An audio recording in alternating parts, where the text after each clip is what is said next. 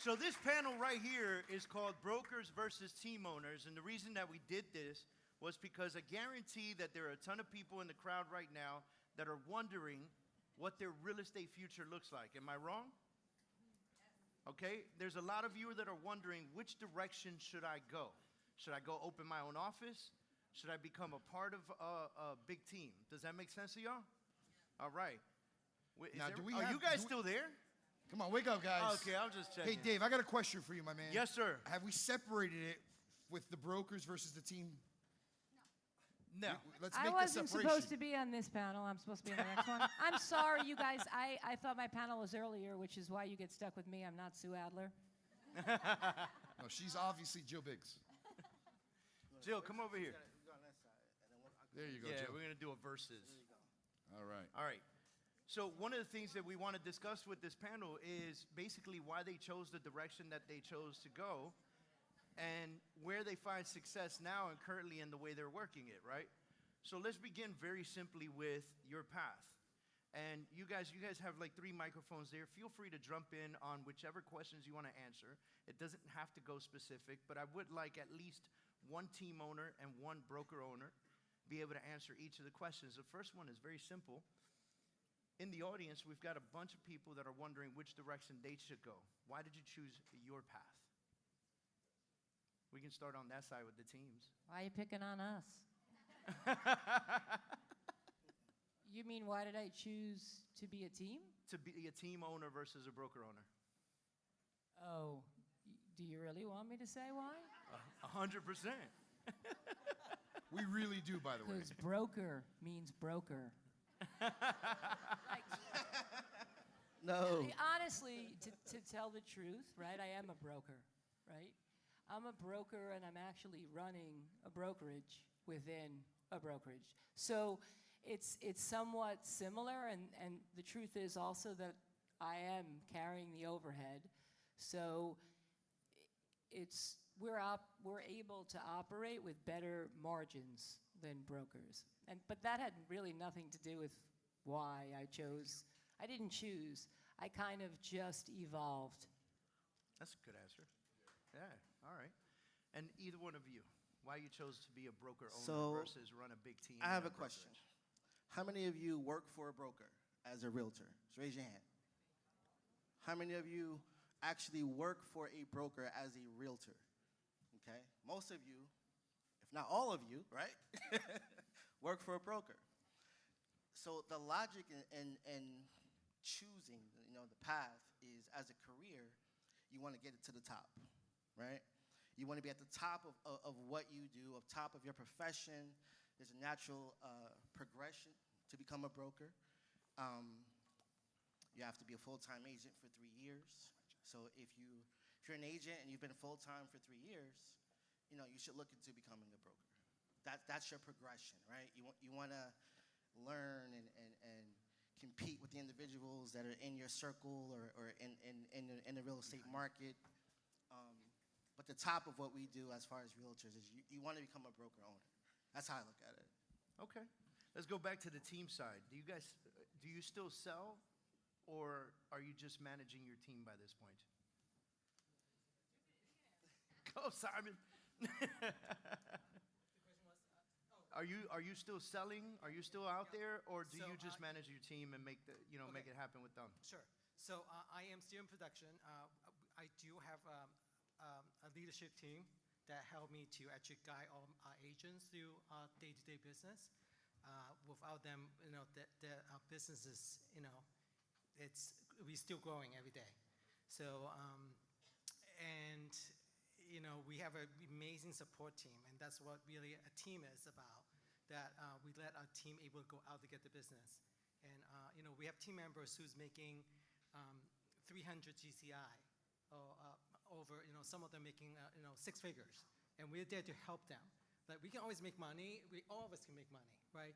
But our goal is to help others to also make money and have wealth for it as well. So. Love that. Awesome. And maybe people here don't even know who you are. What's your production this year? Sure. Simon Westphal Kwan from Keller Williams.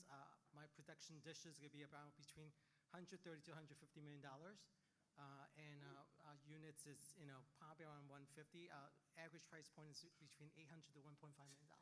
Yeah. That's awesome, Simon. God bless you. Yeah. That's Simon, awesome. what's your market area again? My market area? Yeah. We are in the Melbourne, Short Hills, Summit, West Hill. We do about 7 different counties. Got it. Awesome. Man. Excellent. That's awesome. Now, for one of the brokers, how large is your brokerage, and what is your intention in growth? Currently, hi everybody, I'm Jessica Rojas. And I'm from Passaic, New Jersey, so I'm really excited about being here, by the way. Yeah. So currently, the brokerage has only been in existence for approximately 5.5 years. We currently have 38 agents, which was a big deal because I just started by myself. And the goal is to double it. But most importantly, like you're wondering, I mean, Jill's amazing. Having your own, I'm for both sides here. And at the end of the day, she's right with what she said. She's right with what she said. Broker means broker, right? But at the end of the day, it's about growing a business that you can help others grow their own individual businesses. I came from a woman who had the longest business in Passaic for 50 years, which is my mother. And she helped many people grow and have that American dream by having their businesses, right? And that was something that I wanted to do with my brokerage. And I was able to have these independent contractors really grow themselves and their business, and being able to see that and help somebody grow in that way, to me, is the ideal epitome of success. Wow. I got a question from Mike Martinetti. Oh, I'm sorry. Go ahead. Wait, Jump I in, just Jill. was about to clarify. Yeah. So I actually, right, just because teams, so we don't get a bad rep, right? Not at all. I am trying to grow every single one of my agents, right? It's the same as running an office. It's just different in that because I also am in production, right? Not maybe quite the same way as, I'm down to like 15% of our production and I really only list.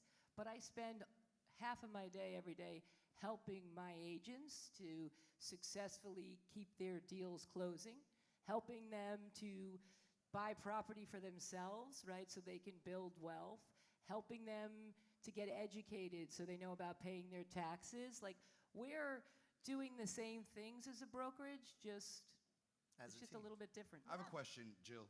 So then why not a brokerage? There's For you, no it could be a one personal right preference. way, right, to run a team or a brokerage, right? There's so many different models. To be honest, I could go next door to where I am. Actually, it's vacant, and open up, right? Because we have all of our own support staff. It's just I've been at Coldwell Banker, I don't know, since 2005. That's what I wanted to hear. And they've been super nice to me. Yeah. And I have great relationships, and I really haven't had a reason to leave. That makes a lot of sense. Would you say the brand plays a role in your production?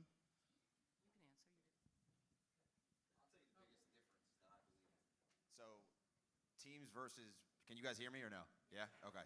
So, if you're on a team, you're under someone, right? Like, everything's going to be branded about that one person, and then you're going to have your own individuality within the team. When you're at a brokerage, it's you yourself, and you're figuring out how to grow your business, and you're under the broker. So, it really depends on what type of person you are and what is going to be the best fit for you. So, some of you in here are going to be people that you're looking to be guided, be taught, whether it's investing, whether it's how to be a good buyer's agent, how to be a good listing agent. You're probably going to be better on a team. If there's those of you that have strong personalities and you want your own individual business and you want to be able to grow you as a person, then you're going to really do much better under the brokerage, right? Because we're not giving you guys difference, but the biggest difference is when you're a broker, you're underneath and you are your own entity. When you're on a team, you're part of a culture, you're part of a team, and it's not all about you, it's all about us, right? There's one person whose name is getting the credit, but without that one person, like, yes, it's my team, but it's I think it's our only fair team. I give them an opportunity to retort to that. What's your Go ahead. feeling about that? And I'm not So- choosing either which way, right? Because I was on both Let's turn sides. it up and let's turn it up. But I think slight that's what we're notch, missing. It's right? getting hot in here, ladies and gentlemen. I'm going to give you guys an opportunity to retort to what Let's he just said. turn it up a slight notch here.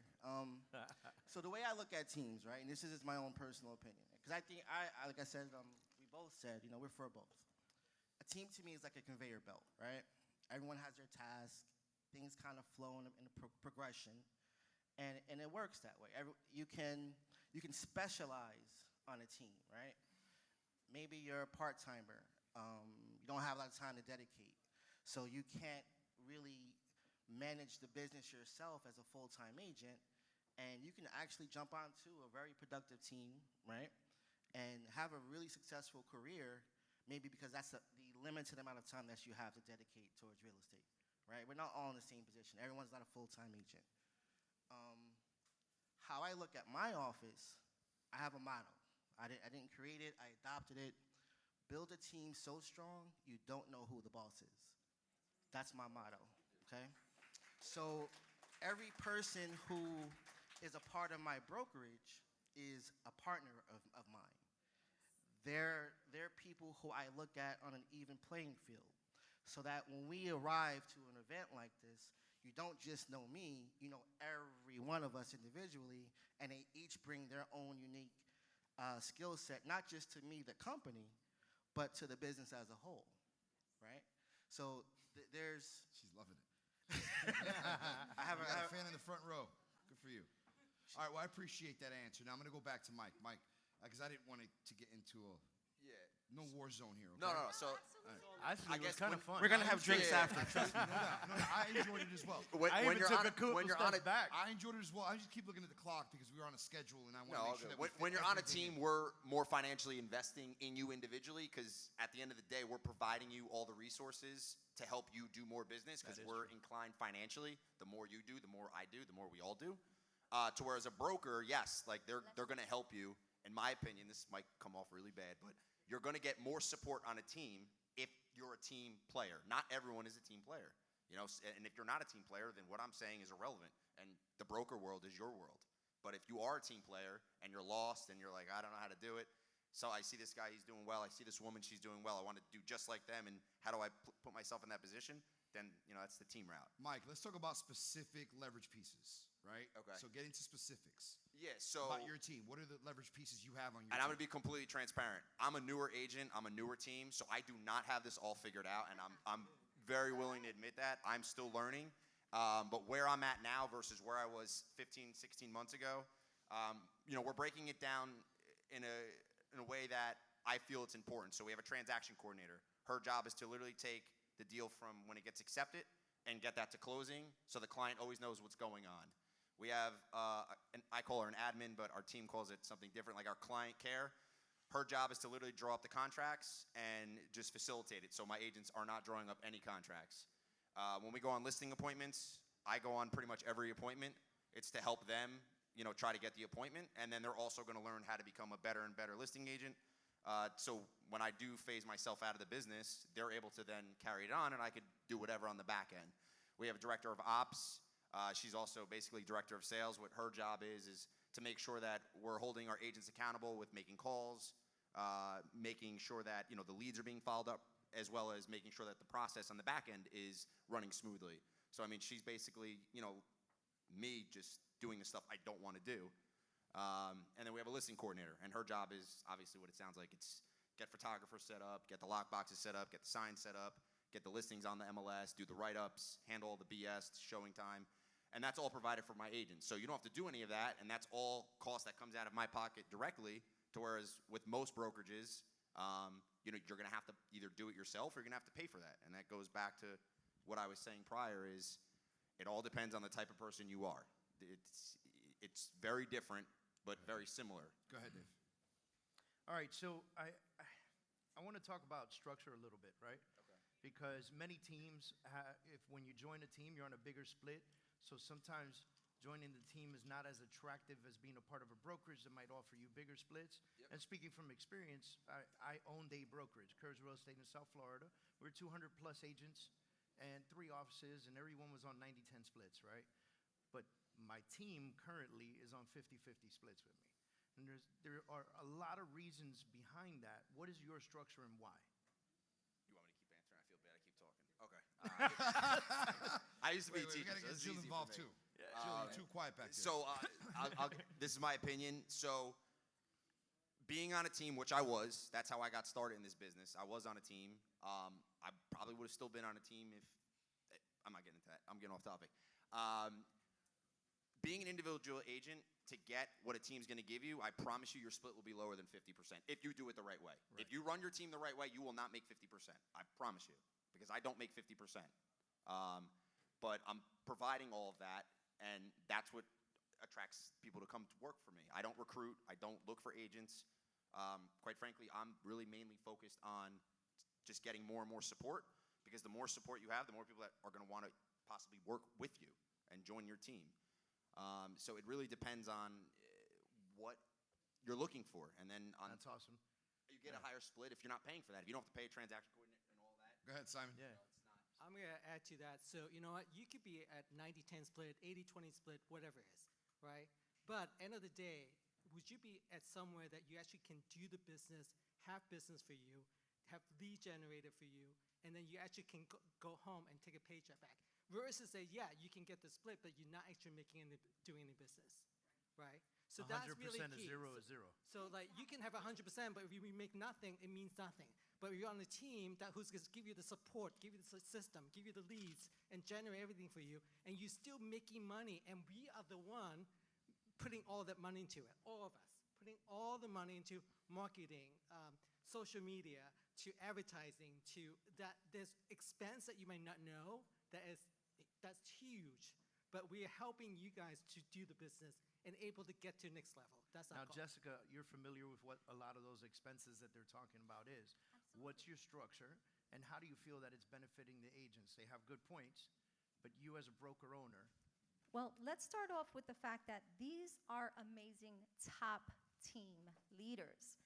Not That the doesn't average. mean that that's the average team leader, because I coach team leaders for Tom Ferry, and this is the best of the best. So you have to be able to have someone that really understands the team structure, right? There's a lot of people saying, I'm going to start a team, I'm going to start a team. They have absolutely no idea what that means to take the ego out of the way and help somebody else grow.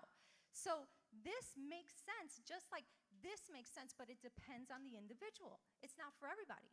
It is absolutely not for everybody to own a brokerage, and it's absolutely not for everybody to be a team leader, right? But if you know and you learn that structure, as they were mentioning, this is a well-oiled machine, and this is the reason why Tom was mentioning it at the beginning. Go for a team. If you're starting off, he highly recommends go into a team. Learn that atmosphere, learn that structure, learn that daily schedule so that you can then be successful on your own. Unless you are with a brokerage that does provide that structure for you. There are not many, but there are some out Let me there. take a wild guess. You're one of them? I absolutely am proud to be one Just of a them. wild guess. Okay. Absolutely. I am 100% proud to be. But guess what? I only learned it because I am a Tom Ferry client and coach. And all of those that ecosystem and that structure, that makes sense, guys. It does. And I'm not here to make you his client, but ultimately, that's what made us grow year after year and made the brokerage successful in the way that I wanted to be. I couldn't have, very well elaborated. Thank you. I I'm always- going to tell a quick story about yeah, that. sure. I mean, I Just- always say the same thing, though. If I could turn back time, Yeah. I would not have tried to be an agent by myself, right? If But- I could turn back time, first thing I would have did was found the baddest fucking realtor Well, out there. I'm going to and mentor. interrupt before you tell your story. There were so many things that went by that my ADD kicked in, right?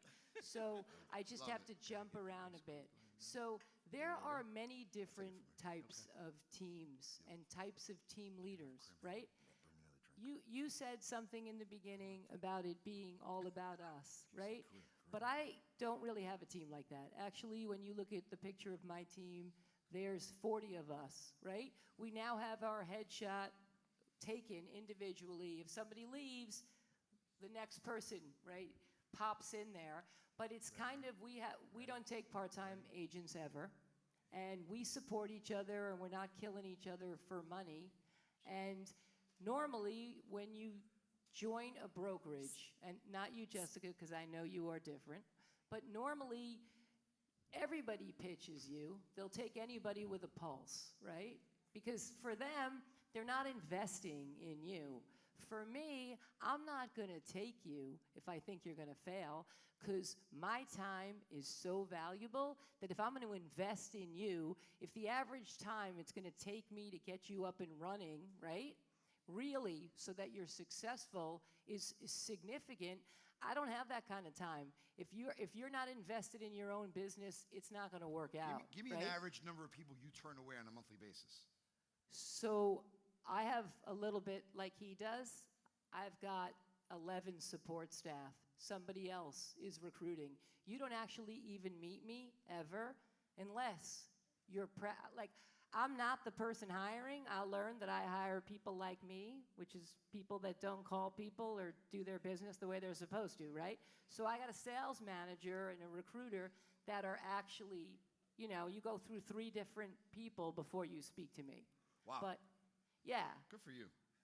Whatever. At this point, right? It's just the difference with a team and a brokerage, right, is most brokerages don't have the support staff, right? In my office, which is a pretty significant office, there's a woman downstairs who processes your contracts, right? Or you hand them in, right, and you get paid. And then there's someone at the front desk who answers the phone. So Not I much don't of a support staff. Right, I don't have that. I got an integrator, an operations manager, a listing manager, a transaction coordinator, a marketing department, 3 ISAs, a personal assistant, a stager, a bookkeeper. I don't know who I left out, but somebody. I'm sure you did. Yeah. It's just, I have overhead. So I want to switch gears a little bit, right? Let's talk about, and I'll throw it over to the broker side. Let's talk about your futures, right? 5 to 10 years from now, and I'm going to let each and every single one of you answer this question. Where do you see your business? Where do you see yourself? Let's start with Atula. So, quick story. This time last year, or I'll say it this way. Pandemic hits we're in the pandemic. I said, I want to open a brokerage. This is new territory, right? Didn't know what to do, didn't know where to go. There wasn't really a manual in place for me to figure out what to do first, right? So I'm not gonna glorify it like it's an easy process, especially last year. But getting to that point, once I opened up and actually at home got a brick and mortar space, we're in Clifton, New Jersey. From about August to about November, it was really just me in an office. Not one deal, not one agent. And that's the reality of the broker side of being a broker, right? You're not gonna just jump in and it just takes off. It's work. I wasn't afraid of the work, and the idea that I had in my mind is I'm gonna present something that's not out there already, right? I'm gonna create a niche. I'm something different. I'm gonna bring people about who also believe in that ideology. So we started to grow slightly. By the time January hit, now we're up and moving. We're about 5 agents strong by January. Now we're up to 15 agents. All right, I just didn't want you to steer off because we're tight on time. Where do you see yourself 5, 10 years from now? So exponentially growth, I want to open up into different parts of New Jersey. And I want to head out of state. Great. It's exponential. Jessica, you're up. 5 years from now, I have a sellable business. Basically, I've grown this business so that I have someone who's ready to come in, manage the brokerage, open up other offices. I'll be out of state, and I'm going to enjoy life. Good for you. Mike, you're up. 5 years or 10 years? 5 to 10. All right, I'm going to go with 5. So All in right, 5 years, we'll be doing over 1,000 transactions. I will definitely not be selling the amount that I'm selling now because I have 2 small children. And also, I would really like to have a lot of my agents buying and investing in real estate, flipping 2 families, because that's what's gotten me into this. Like, I'm fully into real estate. I have every component of it. There's not one component that my hand is not in. And I think that that's a lot of things that I could talk to everyone about at a different New World event. We're tight on time. That's right. But I really want my agents to feel the financial benefits of being on our team, not only with sales, but also with the other opportunity and avenues that we really haven't even spoken to you about, because there's so much opportunity in this business that is never really spoken about, because it's all about, oh, what do you sell? What do you sell? What do you sell? It's not, what are you investing in? What are you flipping in? So over 1,000 transactions, at least triple the back end staff, because I'm nowhere near where I need to be there. And I would like to not be selling the amount of houses I'm selling. That would be awesome. It's awesome. So that's pretty much it. Simon, you're up. 5 years, so we would like to have multiple expansion team location throughout different part of U.S. That's awesome. And then also within our team, what we're doing is we're training our Asian partner to able to take over those locations. So we have really big mindset, and so sky's the limit for us. And in 8 to 10 years, we're gonna be in a remote location, still running a business, and then helping our team members to able to buy investment property to actually grow their wealth as well, and just continue growing, and also opening separate businesses maybe related to real estate. Awesome. So I will do 1,000 deals next year. I'm at closed. I think we're going to sell 400 million this year, and I'm in growth mode. I have 4 kids. 2 of them are currently part of my team. So who knows what they're going to want to do. However, I am definitely, like Jessica, putting together a business that has value. I don't want to be 90 years old throwing people in the back of the car. However, I'm also not really the retiring type. I own a bunch of investment properties, and everyone in my group, right, we're willing to do JVs with the young people, right, that maybe don't have the credit. I'm happy for the house to jump in and help them support owning property. So ultimately, I'm out of production, but I like coaching and training my agents and seeing them do well. Phenomenal, guys. Awesome, guys. Guys, Give you them guys a round of applause, please. And make sure you use New World Title. Thank you. I appreciate that. Love That's the the shout secret out. to success. Great. I'm telling you. Thank you, guys. I appreciate you. I'll take that from you. Thank you so much. Appreciate it. Thank you.